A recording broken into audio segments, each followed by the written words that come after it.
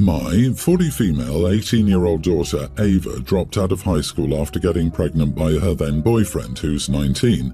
Ava will be 19 soon and has no job and a baby. Her boyfriend, Andrew, moved to Miami for college. He never actually broke up with Ava, but instead told her they were still together and even went as far as leaving a sleeping bag and other toiletries in her room to show her that they were essentially a family.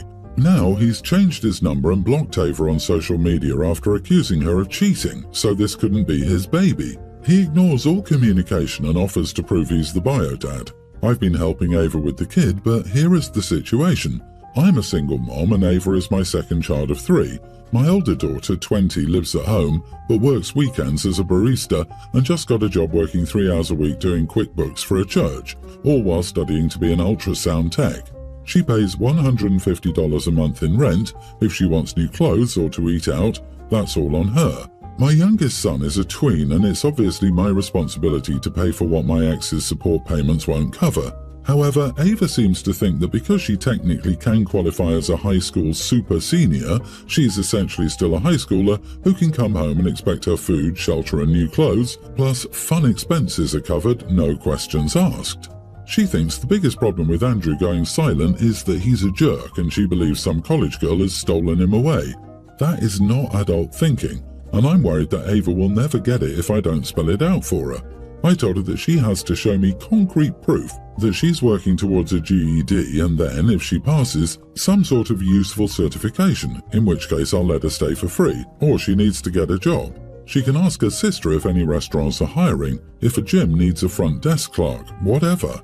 She told me she would rather just do high school. I said, okay, but either way, employed or not, Andrew is the dad, and just because he's 19 doesn't mean he should get off any easier than a 39-year-old who got his wife pregnant and then left. He has to start paying child support. But Ava got angry, and either Andrew or his siblings got it into her head that if she filed, he would lose his scholarship or be forced out of college, and that the judge would probably say that Andrew cannot make any money in college, so she gets no child support. I told her she doesn't understand how much diapers and everything else cost, and if she doesn't file for support, she's about to find out because I'm kicking her out with $100 and that's it. And then if she needs diapers, she can go to the grocery store and see what the total comes to. I also printed out flyers about government social programs and taped it to her door. Am I the idiot for telling my 18-year-old to either sue for child support or get out of my house? Edit. I'd also like to add my daughter considered termination, but Andrew, whose family is Mormon, said she'd go to the bad place if she did that, and that even thinking of going on the Planned Parenthood website would require her to repent. OMG, I'm so ticked off. You are not the idiot. I'm a little out of the game at this point, but as a single mother back in the day in Florida, where I applied for food stamps, I had to provide any info about the father, and the state took over and tracked him down. They took him to court and made him get a paternity test. I highly suggest you take the option out of your daughter's hands and start the process online. As hard as it is to give your daughter an ultimatum, it means you're going to need to follow through. Choices have consequences, and she will not understand until it hits her where it hurts. Your daughter is now an adult and she needs to stop playing house at your expense and face facts. She has a child. Obviously she didn't do it alone. If he faces consequences for his actions, so be it. But you can't be her partner here. Both of them need to grow up and accept responsibility. Tough love may be called for here. What do his parents have to say about all this? It infuriates me that the only worry seems to be his future and her getting to do what she wants while you pay the bills. It's time to get real here. Sounds like the dude's parents may not even know about the child. OP, his family is Mormon.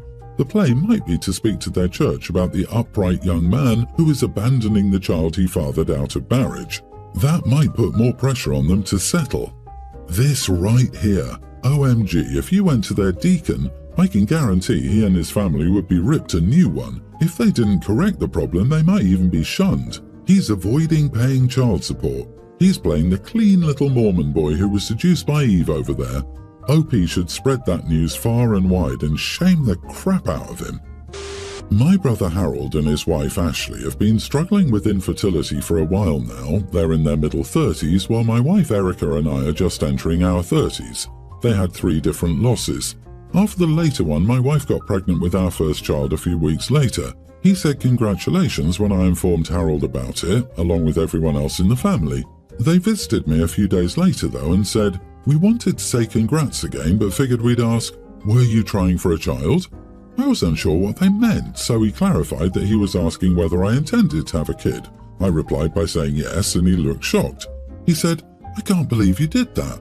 I got slightly angry and asked him what he was on about, and he said, "My wife and I had a loss and you wanted to have one kid just a few weeks later." He accused me of being a cruel, sadistic idiot. I got angry, asked him what I was supposed to do, and asked him not to pick a fight. He said, "There's still time to rectify this. Visit a doctor to get rid of that child." At this point, I lost my temper and said, "There's no way you're having kids with that attitude." I asked him to get out of my house and said my wife's pregnancy was not dependent on Ashley's loss. Ashley looked really upset. He yelled at me a lot and left in the end. Am I the idiot? My jaw dropped when I read what your brother said to you. Not the idiot. You can offer him some compassion and understanding for his grief, but this is a territory where it's fair to go no contact with him, especially if he continues to antagonize you about it. Just wow. They are understandably upset by their fertility problems, but that gives them no right to try to control your having children. The demand to end your child was so far over the line you couldn't even see the line in the distance. Could you have used gentler language? Possibly, but you were blindsided by their words. I chalk their crazy response to stress from miscarriage, but tell your brother that if he ever suggests that for your child, you will never speak to him again. I wonder if 1% of this insanity is Harold assuming that he's going to do everything before you do, including having a kid, just because he's older. The other 99% of this insanity is him thinking that your having a kid has anything at all to do with him. He seems like the kind of person who thinks a situation is unfair if he doesn't have an advantage. To him, fair is unfair, maybe. I'm so sorry he said something so disrespectful about your growing baby. The world doesn't stop because you are in pain. I'm a 36-year-old woman with a husband, Tom, and 3 children. Diana, tween, Mary, pre-tween, and William, kindergartner. Since my youngest was born, I haven't had any time away to myself. I haven't had a night out, a girls' trip, or even just one afternoon to watch a movie and drink some wine. Before anyone comments, I don't want to do these things all the time. I know I have a responsibility to my kids. I just think it would be nice to take a break a few times a year, maybe. Because of this, one of my friends, Penny, asked me to come away on a girls' trip with our college friends to the beach for 7 days. Obviously, I was skeptical since I didn't want to leave my kids alone, and I also didn't want to force Tom to do everything himself for that long, but she eventually persuaded me.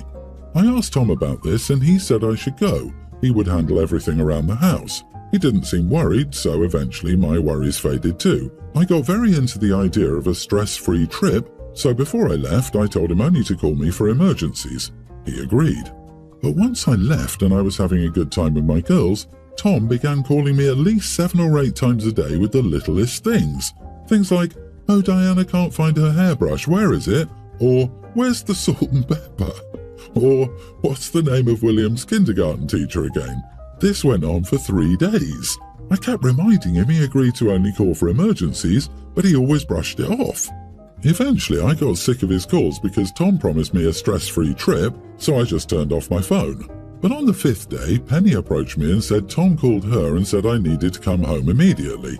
Apparently, Mary was riding her bike and hit a rock and went flying off, and she broke her arm in several places. Of course, I cut the trip short and came right back home. But when I got home, Tom was very cold and rude. I thought it was just because of the stress of Mary's injury, but it kept going on for days. Eventually, I asked him straight out what was wrong and he blew up at me. He said that I abandoned our kids by refusing to answer my phone, and I broke my promise by not immediately responding when it was an emergency. He said I don't get to stop being a mother just because of a dumb vacation. I tried to defend myself and said he kept calling me over the tiniest inconveniences and interrupting the trip. Besides, he said he had everything handled. Tom responded that it could have been an emergency every time he called, so it's my job to pick up. But I said this was exactly like the boy who cried wolf, and he said that was ridiculous. My friends are all on my side, but Tom is still not really speaking to me, so I'd just like other opinions on if I was wrong here. Not the idiot. You were supposed to get some rest. It's his fault if you didn't pick up because he was annoying you every day. Like, doesn't he live with you? Like, he should know where the salt and pepper are. I saw that story many times. The husband says he can handle and babysit while he just takes care of their kids and doesn't really know how to take care of his own kids. Anyway, don't blame yourself. You did the right thing. It's weaponized incompetence. Also, it's not like OP was impossible to get in touch with or had everyone on the trip turn off their phones. She was immediately accessible through her friend. Couldn't he have texted her? Hey, Mary had an accident and broke her arm. Call me ASAP.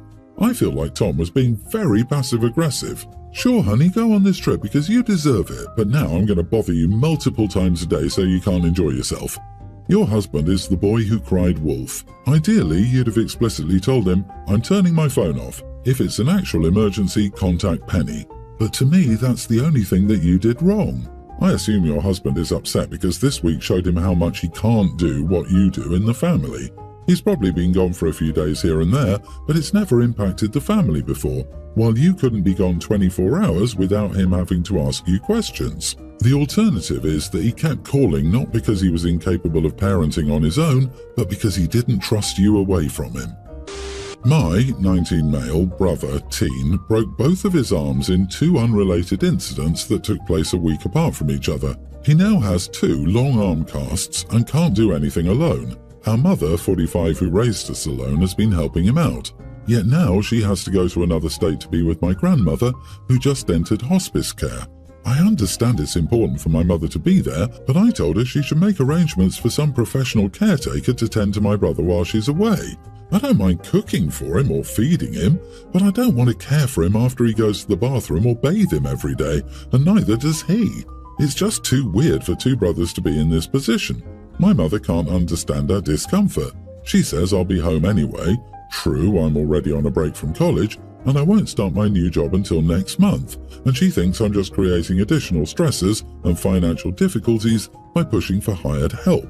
I offered to help find this person and even to use some of my savings to contribute to the costs, but she refused, saying I was just looking for a way to ease my conscience and that it was already clear she couldn't count on me. I'm feeling like the biggest idiot in the world right now. Do you even know what it would cost to employ a home help or caretaker, or is this a half-baked suggestion where you don't understand the fees involved? You are the idiot. You should look into it. At the same time, consider how much money your mom will be shelling out on the trip to where your grandmother lives and how much money she will lose if she has to take unpaid leave. Dude, I don't think you realize how much a caregiver costs per hour. How long will your mom be away? If she needs to take unpaid time off, that leaves your household already in a worse financial position. Your family may not really be able to afford help, or the help may eat up your mom's emergency fund, if she has one. What I'm saying is that you need to be realistic. Even if you got someone to come in for 8 hours per day, that'd still leave time when your help is needed, and more coverage costs even more. I disagree, not the idiot. You're not your mother's co-parent, and you're not the idiot for offering to help her find a more suitable intensive care provider for your brother. There are likely other ways she can provide the level of care required for her son that will not be so intrusive to your relationship with him. She needs to figure her situation out. Since the brother can't toilet himself, and that is the primary task the OP won't help with, you're talking about 24/7 in-home care. That's not hundreds of dollars a week, that's thousands of dollars a week. It would likely be cheaper for the brother to be admitted to a care home. Unless this family is absurdly wealthy, the choices are the OP grows up and supports his family, or the mother can't go to her dying mother. I, 29 female, have 2 nieces, Joy and Kate, both teens. Joy is my sister's child and Kate is my brother's. Joy and Kate do a lot of activities together and share many milestones. They recently passed a certain level of the language they're learning, and the family all congratulated them. I make handmade jewelry as a hobby. Nothing expensive, but everyone compliments me and says my pieces are lovely. For passing the language level, I told Joy and Kate that I'm in the process of making 2 necklaces, and they will each get one on a certain day. I finished the necklace just the night before. In the morning, Joy video called me and said some emergencies on her father's side of the family came up and she couldn't go to my house. I told her it was okay and showed her the necklaces, one in green and one in yellow. Joy asked if she could have the green one and I said yes. Later, Kate and her mom came to my house. My sister-in-law said Joy probably wouldn't stop by for the necklace today as she heard that there was some emergency. I told her Joy already called me earlier and got her pick. Kate and her mother asked what I meant and I showed them the necklaces, telling them the green one was for Joy and Kate could have the yellow one. Kate complained that because she was so pale, the yellow necklace won't stand out as much with her skin tone, and I should have kept the green one for her. My sister-in-law said they came to see me first, so they should get the first pick, not Joy, who called. I told them the necklaces are both beautiful and made with love, and I'm sure Joy would be happy to lend Kate her necklace sometimes. I know they're acting entitled, but I wonder if I'm the idiot for how I treat the girls. Info: if the necklaces were supposed to be gifts for the girls, why didn't they get to choose the colour before you started? If you take the time to make something for someone, wouldn't you want the colour to be intentional? Either it's the colour the girl chose, or it's the colour you think would look nice on them. You wouldn't be an idiot if you'd simply wrap the gifts and put names on them like a normal person. You know, put a modicum of thought into it and give each cousin the one you think suits them best. Whenever two people get their pick, the right call is to have 3 choices. That way each person actually has a choice. Otherwise, it's exactly what you've got here. One gets a choice, the other feels like they got the leftovers. You set them up for one to be disappointed if they both wanted the same piece. You should have simply gifted each of them a specific piece. You are the idiot. You clearly favour Joy. Otherwise, you wouldn't have let her choose the necklace like that without Kate knowing or having them discuss it together. That's really sad for Kate. She worked hard too, and you hurt her like that. Shame on you. Fix this. Apologise to her and ask her what colours she wants for her necklace, then make it for her.